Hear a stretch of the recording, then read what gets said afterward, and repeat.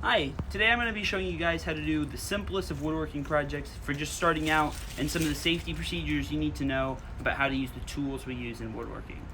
So this right here is a circular saw. You have to be very careful with this because there's a red line that marks right here, this little laser, if you can see it on my hand. And if you put your hand anywhere in there, you are in danger of your hand getting cut by the saw. So we always want to make sure our hands stay on either side, and at all times we never want our hands or any of our parts of our body to be underneath the saw. So first thing we're going to do, we have our piece of wood right here. We want to take a measuring tape. We want to measure out the length of what we're making. I'm going to be showing you guys how to make a piece of like a giant Jenga set. It's a really simple woodworking project to do, and it gives you a lot of experience in working with tools and safety without actually being dangerous. So we want to measure out just about 10 inches or so. You just make a mark right here.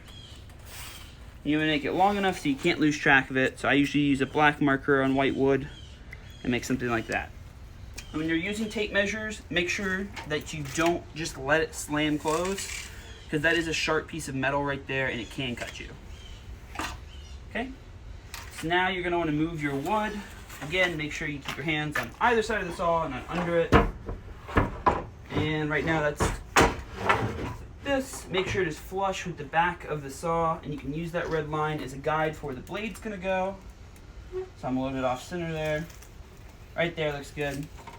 You're then going to want to take clamps and make sure that your wood is secured to the board, because once you cut it, there'll be nothing, the gravity won't be enough to hold it in place, and that's why we use clamps.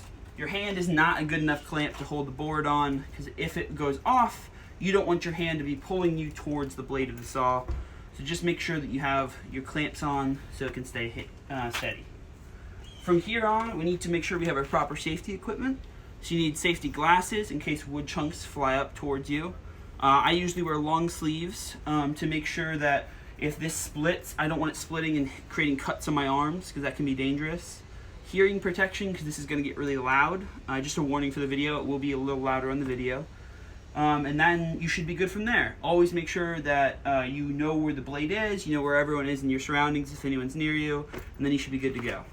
So I'm putting on my ear protection real quick. From here, what you want to do is when you're making cuts, you don't want to go multiple times. You want to go one time all the way through, and I'll show you guys a couple times maybe. Like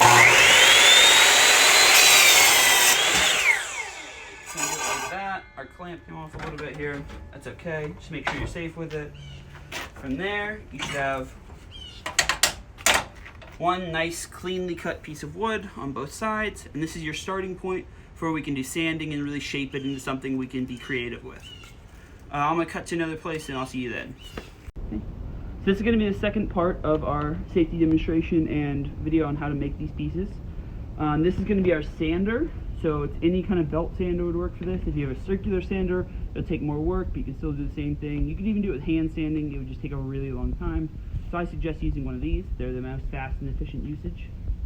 We're going to need a couple pieces of safety equipment, mainly ear protection, gloves, definitely long sleeves, because you can see here, if a grinder is trying to take this, it'll hit your shirt instead of your arm. That's always a better thing.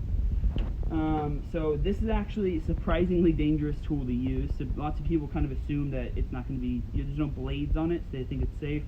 But this is going to be moving around 4,000 rotations per minute, and it's meant to sand material off, and it will do that to your skin in a heartbeat. So you just got to make sure you're careful. I'm going to show you guys how to assemble it really quick. So on most sanders that come like this, they'll come latched down. You have one little latch here. All you have to do is pull this up. This will move out of place, and then you can just slide your sanding paper onto the sander. Like that. Then you just flip that shut, and you're all set to go. Okay, so I'm going to put on my gloves really quick. Just so you guys know, this is where you can get creative with any kind of woodworking, is when you're sanding it. What everyone usually likes to do is, you can see how it's a little bit rough on this wood from the cutting, and just from being a piece of lumber in a store. You usually like to take off the top layer of all the wood you're using with a sander, just so it's smooth to touch and people don't get splinters when they're using whatever you make. And after that, you can be as creative as you want. I'm going to be showing you how to put a bevel into the wood so it's slanted down and not as sharp. so people, it's a little friendlier to the hand. But you could also carve designs into it. You can make it into like triangles, blocks, whatever you want to do. It's a piece of wood. It can be molded to whatever you'd like to do with it. So I'm going to put on my ear protection and kind of show you the technique to how to use this. So this switch right here is how you turn it on. I'll demonstrate really quick. Just like that. You are going to get dusty in this, just so you know. If you have bad allergies, you can wear a mask, but I don't find it to be necessary every time. Also with this, there's a little button right here. I don't know if you can see that.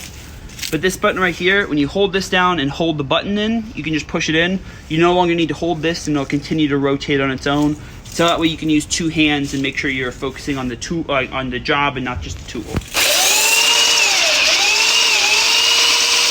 like that. You can take the piece of wood and get the grain. Like this.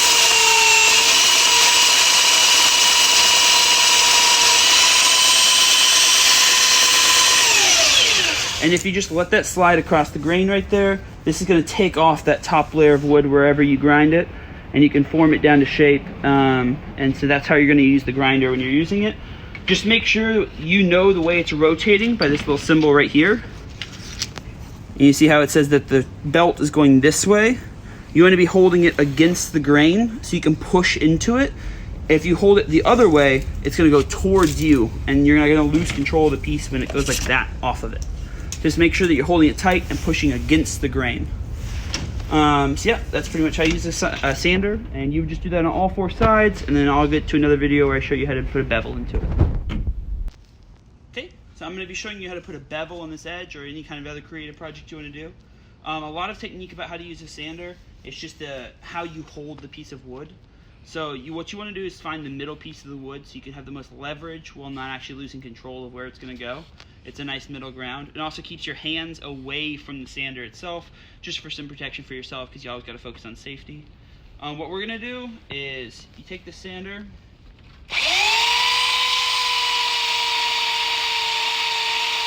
make this motion with it to make sure you're getting all pieces of wood. As you can see, there's a bevel in there. This is a little uneven, which you could just grind out, but you have this nice curved in angle right there. I don't know if you can see that very well. And it just makes it so that these sharp edges right here are a little less defined, and so if you're using this and you're holding it, you're not going to cut yourself on these sharp edges. You would do this around all four corners, and then you can take off these corners right here, and then you'd be done. And then you can be as creative with this as you want. You can color it, you can stain it, you can engrave your name in it, whatever you want to do. It's really good for parties, anything like that. And if you do this with 72 pieces of wood, with the cutting and the sanding, it gets you tons of experience in how to do woodworking stuff, and all your projects in the future will be much, much easier. Thank you. I really hope this helped.